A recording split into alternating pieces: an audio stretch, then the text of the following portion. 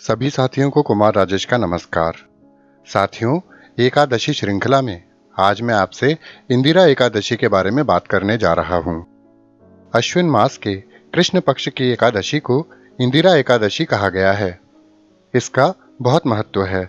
भटकते हुए पितरों को गति देने वाली पितृपक्ष की एकादशी का नाम इंदिरा एकादशी है। इस एकादशी का व्रत करने वाले मनुष्य की 7 पीढ़ियों तक के पितर तर जाते हैं। इस एकादशी का व्रत करने वाला स्वयं भी मोक्ष प्राप्त करता है। इस एकादशी के व्रत और पूजा का विधान वही है जो अन्य एकादशियों का है। अंतर केवल इतना है कि इस दिन शालिग्राम की पूजा की जाती है।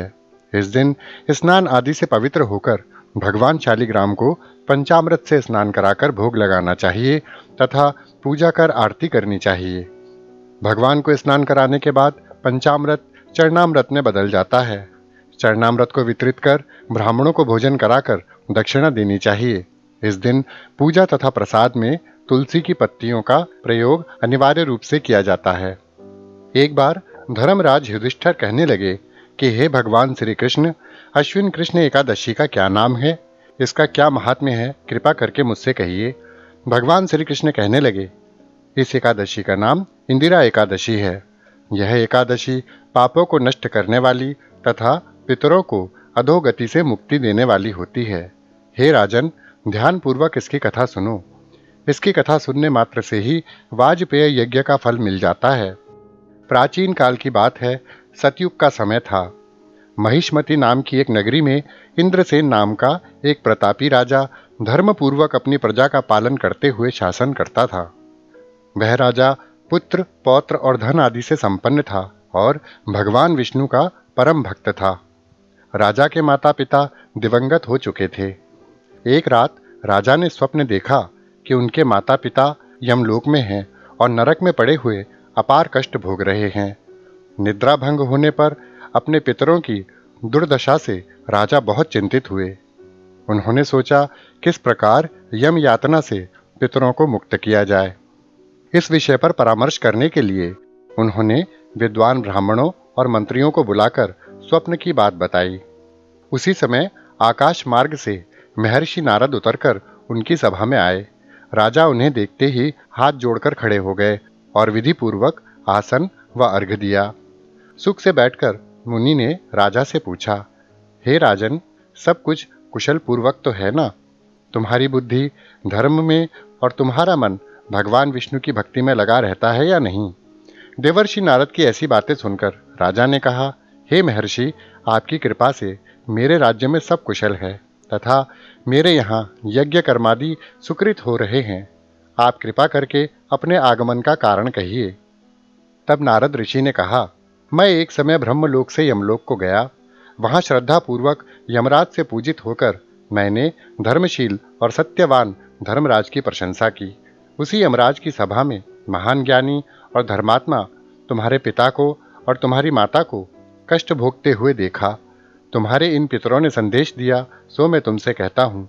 उन्होंने कहा है कि पूर्व जन्म में कोई विघ्न हो जाने के कारण हम यमराज के निकट रह रहे हैं। सो हे पुत्र, यदि तुम आश्विन कृष्ण इंदिरा एकादशी का व्रत करो तो हमें स्वर्ग की प्राप्ति हो सकती है।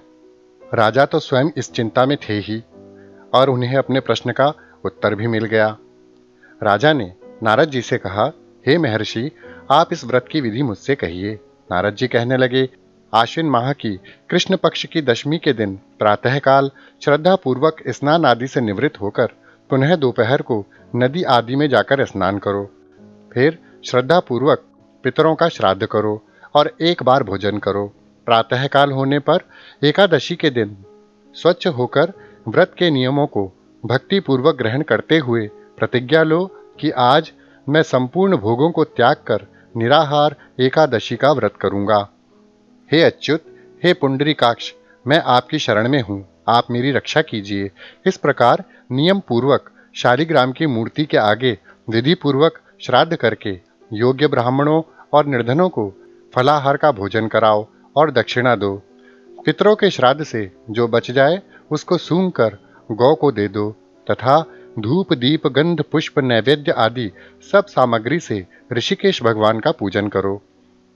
रात को भगवान के निकट जागरण करो।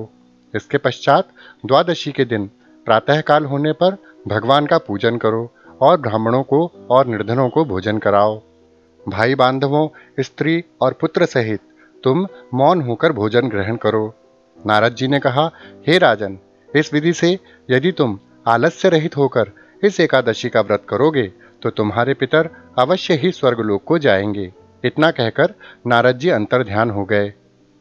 नारद जी के अंतर्ध्यान होने के बाद राजा की सभा में उपस्थित ब्राह्मणों ने कहा, हे राजन, आप सपत्नीक इंदिरा एकादशी का व्रत करें तो आपके पितरों की मुक्ति निश्चित हो जाएगी। राजा को यह सुनकर बड़ा संतोष प्राप्त हुआ। नारद जी के कथनानुसार राजा द्वारा अपनी पत्नी, बांधवों तथा दासों सहित व्रत करने से आकाश से पुष्प वर्षा हुई। राजा ने शालिग्राम की पूजा की, तुलसी आदि चढ़ाकर 91 ब्राह्मणों को भोजन कराकर दक्षिणा दी और उनका आशीर्वाद लिया। निर्धनों को भोजन कराया, पत्नी, पुत्र और दासों के साथ मौन रहकर भोजन किया।